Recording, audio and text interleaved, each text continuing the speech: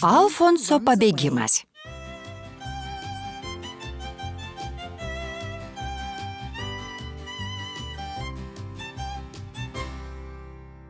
Svirplys Alfonsas buvo žinomas dėl savo talento groti smuiku. Pievoje jis sutiko Berį, Baltazarą ir Stenlį, kurie ten kažką konstravo. Statome naują žaidimų aikštelę, pareiškė Elniaragis. Išmokau naują melodiją, gal norite paklausyti? Susijaudinęs paklausė Alfonsas.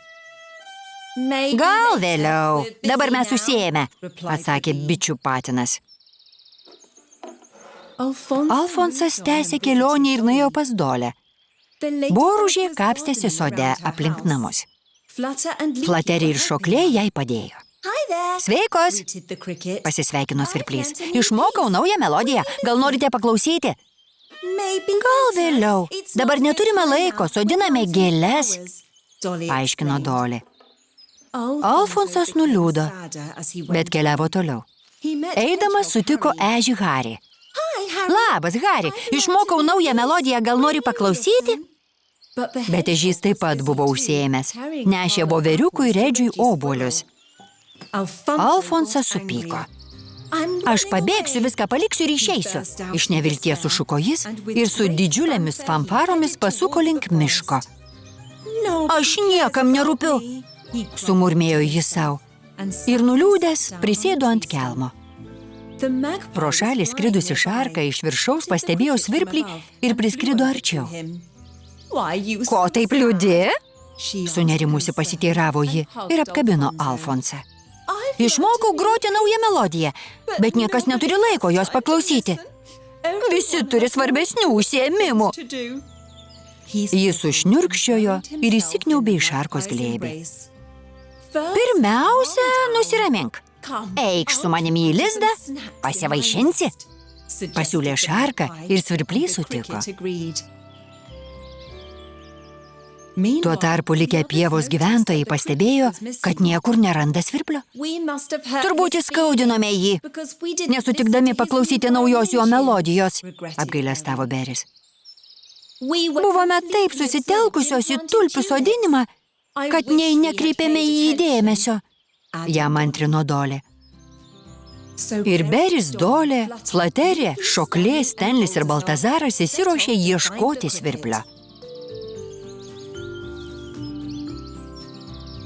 Jie apieškojo visą mišką, bet nerado jokių pėdsakų. Staiga Beris sušuko. Girdit?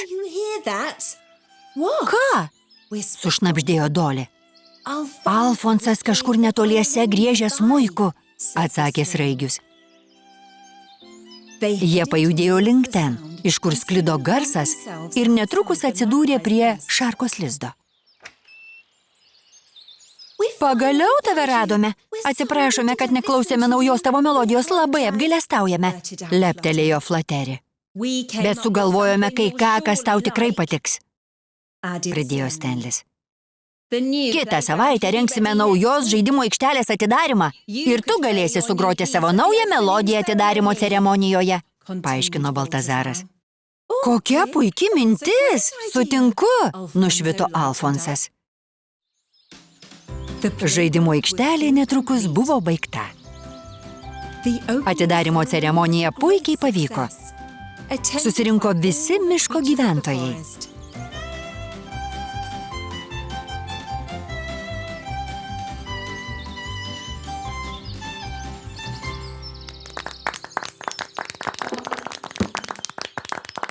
Alfonsas sulaukė daugybės aplodismentų, o po smuiko pasirodymo visi linksmai išbandė naujas čiuožyklas, supynes ir karstykles.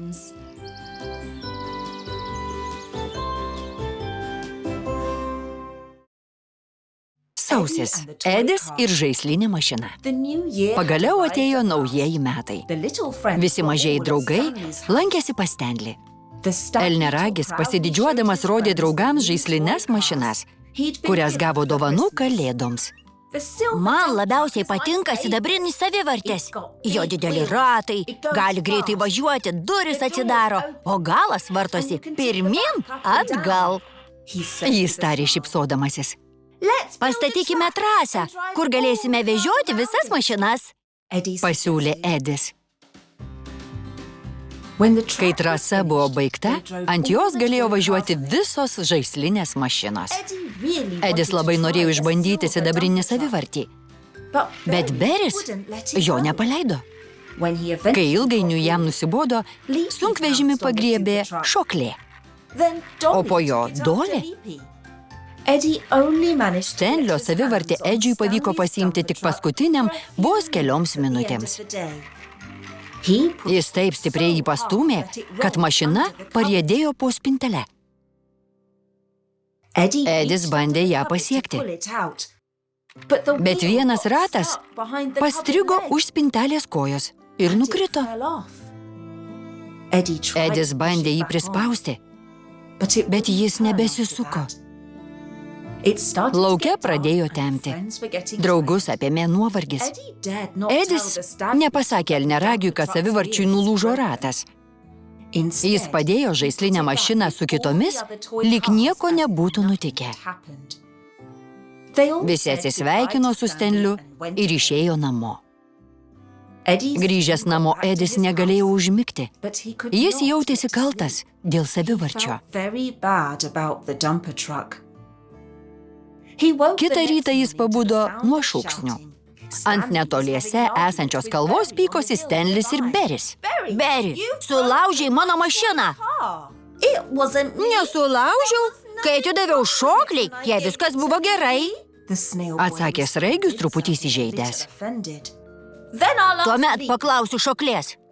Šokle, ar tu nulaužei mano savivarčio ratą? Ne, žinoma, kad ne aš. Ji tikino žiogė. Perdaviau jį Doliai. Klausk jos, pasiūlė šoklė. Ir elneragis nužygiavo link boružėlės namų.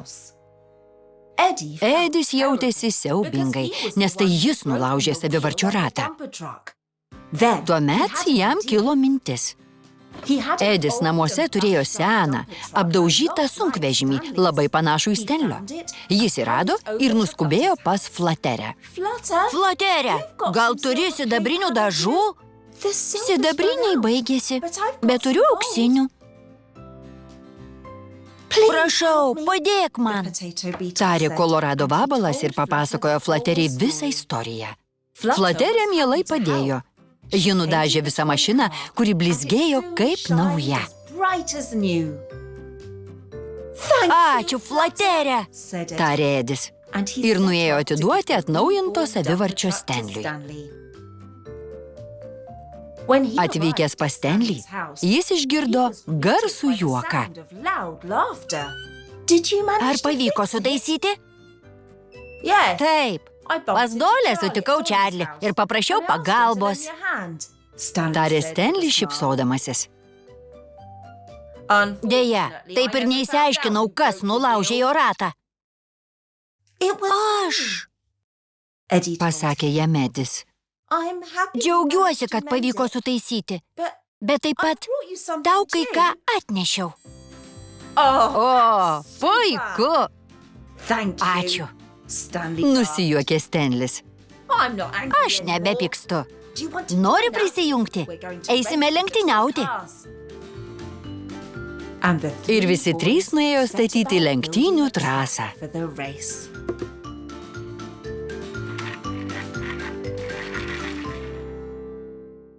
Lapkritis. Žaliasis kirminas. Atėjo lapkritis. Paskutinis rudens mėnuo. Žaliasis kirminas nusprendė paklausti Dolės, ar galėtų praleisti žiemą pas ją. Jis tyliai pasibeldė į jos duris, bet niekas neatsakė. Pasibeldė dar kartą. Boružėlė galiausiai jį išgirdo ir atidarė. Labas, kirmine! Labas, Dolė! Norėjau paklausti, pradėjo jis, bet Dolė įsiterpė. Atleisk, kirmine, aš skubu. Pas mus netrukus svečiuosis didysis žaibavabalis. Norime jo garbei surengti koncertą. Galėsi pasakyti, kai grįšiu, gerai? Gerai. Nenoromis sutiko Kirminas. Atėjus kitą dieną, Boružėlė vėl neturėjo jam laiko. Ne su Stenliu ir Alfonsu repetavo savo pasirodymą. Užėjai, Kirmine, galėsime pasikalbėti po repeticijos, pasiūlė Dolė. Kirminas truputį pasiklausė muzikos, bet jam buvo per garsu, tad vėl išėjo. Kai grįžo kitą dieną, Boružėlės nebuvo namuose. Prie jos namų rado didelį lapą ir laukdamas nusprendė ant jo pagulėti. Netrukus Kirminas užmigo ir nepastebėjo, kaip vėjas jį nupūtė tolyn.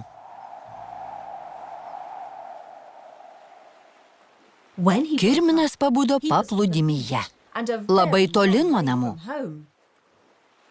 Dolė su draugais vis dar repetavo savo orkestro pasirodymą. Kol atvyko didysis žaibavabalis, visi puikiai išmoko groti ir miško koncertų salėje draugo garbei surengė nuostabų pasirodymą. Beris grojo trimitu, Morisas voltorna, Frankas saksofonu, Flaterė lyra, Burbuliukas trikampėliu, Baltazaras citra, Rozita ksilofonu, Edis violončele, Stenlis kontrabosu, Dolė arfa, Alfonsas smuiku, Skruzdės fleitomis, Zefira ir Šoklė cimbolais, Čarlis akordionu, o Voras būgnais.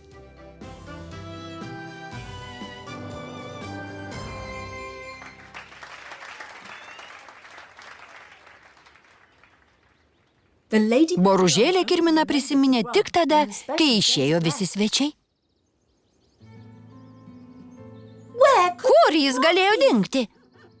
Jei jam kažkas nutiko, tai mano kaltė. Nepastebėjau, kaip jis išėjo. Reikėjo jį išklausyti. Dolė buvo labai nusiminusi. Vėjas pamatė, kaip jį verkė. Man nereikėjo taip toli nupūsti to lapo, pamanė jis ir nuskrido dangumi ieškodamas žaliojo Kirmino. Pagaliau rado jį susisukusi ant kriauklės. Pakėlė ją su Kirminu ir stipriai pūtė jį atgal į gerai pažįstamą mišką.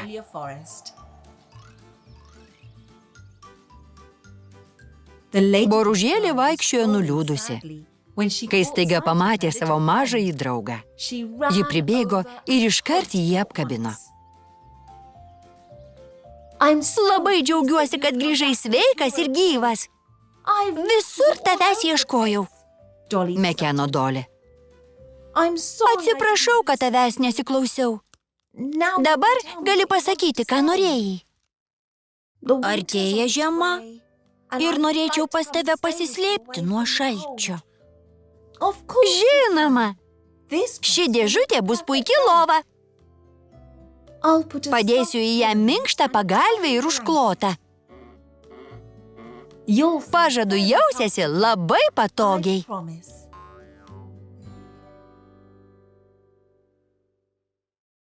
Vėjo malūnas. Vieną vasaros dieną Beris ir Dolė žaidė badmintoną prie malūno. Staiga jie išgirdo verksmą. Jis sklinda iš tos pusės, pastebėjo sraigius. Jie patraukė link ten, iš kur girdėjosi verksmas, ir priėjo malūną. Ten jie rado miltvabalį sėdintį ant žemės ir verkiantį.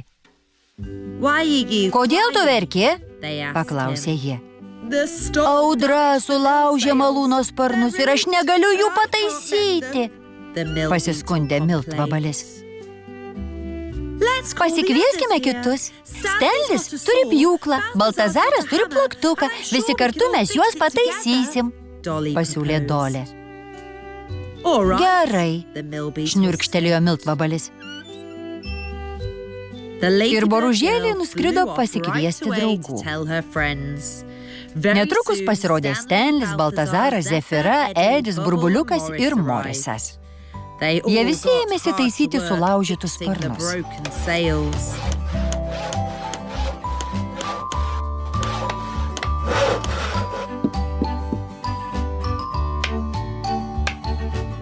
Jie plušėjo ištisas 2 dienas ir galiausiai darbas buvo baigtas.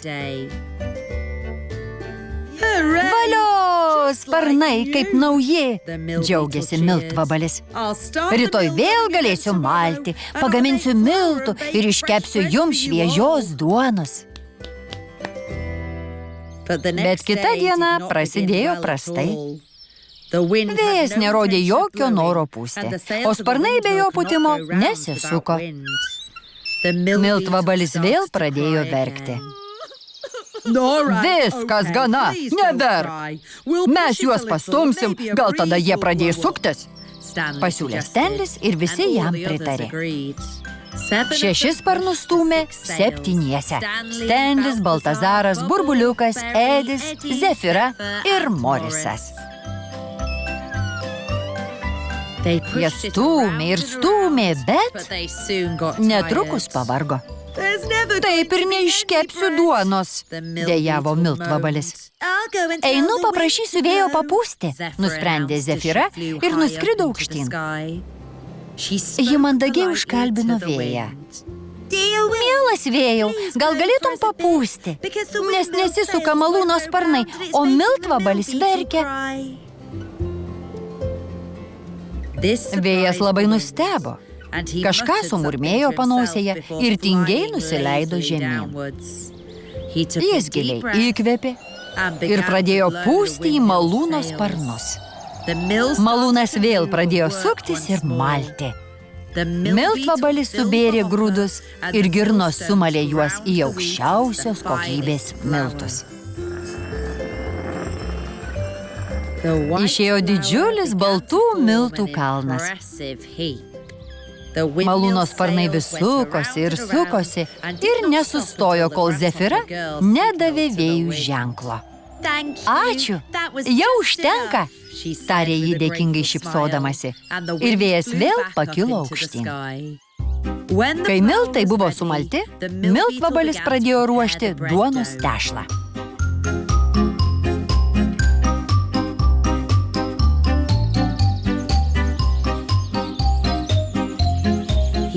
Jis įdėjo kepalą į krosnį ir kantriai laukė, kol iškeps.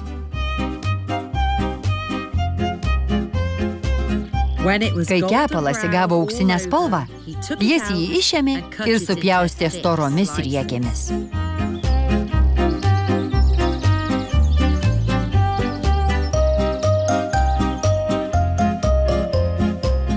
Bičiuliai tepė ant duonos sviestą ir uogienę ir puotavo tol, kol neliko nei trupinėlio.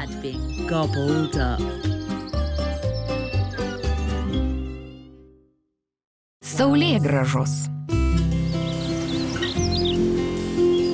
Beris ir Dolita pavasarį sodino saulėgrąžų sėklas į žemę, laistė jas tol, kol pradėjo kaltis ūgliai. Ūgliai pavirto mažais augalais, o šie pavirto dideliais augalais. Tada pasirodė pumpurai, kurie vasarą pražydo dailiais geltonais žiedais. Valio! Džiaugėsi draugai pamatę geltonas gėles. Beris pastebėjo, kad ryte gėlės atsisuka į vieną pusę, o vakare į kitą. Žiūrėk, Dolita, jos sukioja galvas. Todėl, kad šios gėlės visada atsisuka į saulę, todėl jos ir vadinamos saulėgrąžomis. Kai saulė nusileido, saulėgrąžos nuleido galvas ir užmigo. Visi miško draugai kitą rytą pabudo nuo baisaus riksmo. O varge, kas nutiko? Mūsų gražiosios saulėgrąžos, verkė Dolita. Kas galėjo padaryti tokį siaubingą dalyką? Raudojo Beris. Kažkas apgraužė mūsų saulėgrąžų stiebus. Matilda nuplovė jų žaizdas ryto rasa, o Dolita jas aprišo švelniais žolių stiebeliais. Saulėgrąžos iš lėto vėl pradėjo šypsotis. Visi draugai susibūrė Baltazaro namuose ir sprendė, ką daryti. Ką dabar darysim? Kūkčiojo Beris. Kažkas turi budėti per naktį. Aš būsiu pirmoji, ryžtingai tarė Dolita. Boružėlį tyliai pasislėpė už krūmų ir atidžiai stebėjo saulėgrąžas. Laukti reikėjo neilgai. Netrukus pasirodė žiurkėnas ir pradėjo graužti saulėgrąžų stiebus. Dolita iššoko iš slėptuvės ir suriko: "Štiš!" Tai išgąsdino žiurkėną ir jis pabėgo. Ta naktį jis atgal nebegrįžo. Kitą naktį saulėgrąžą saugojo Matilda, paskui Baltazaras, o paskui Saulius. Netrukus atėjo Berio eilė. Mažasis Raigius tyliai slėpėsi už krūmų ir laukė. Jis laukė ir laukė, kol galiausiai užmigo. Jo nepažadino net saulėgrąžų stiebų graužimo garsas.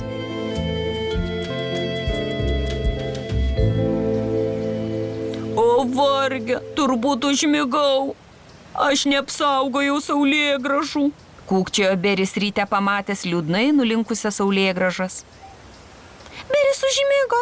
Jis miegojo, kol žiurkėnas vėl apgraužė stiebus.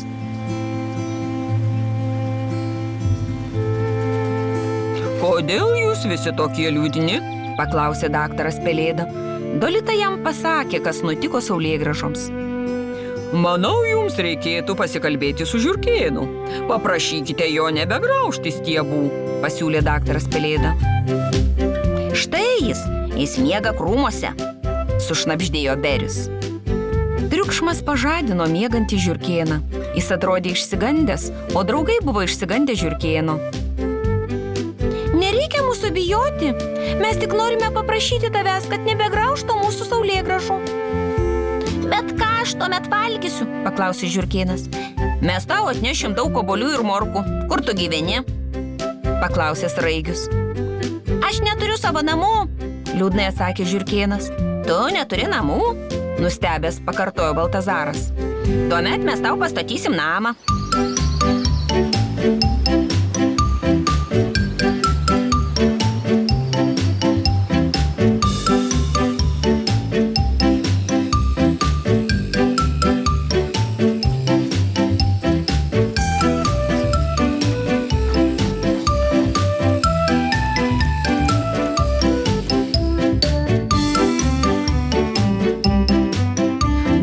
Atnešė obuolių, Beris atnešė sėklų, Matilda atnešė razinų, Baltazaras atnešė kiaulpienės lapų, o Saulius atnešė morkų. Mano naujasis namas šaunus, pasakė žiurkėnas su plačia šypsena. Labai jums ačiū už šiuos skanėstus. Žiurkėnas daugiau niekada nebegraužė saulėgrąžų stiebų ir jos linksmai šypsojosi Beriui su Dolita ir jų draugams visą likusią vasarą.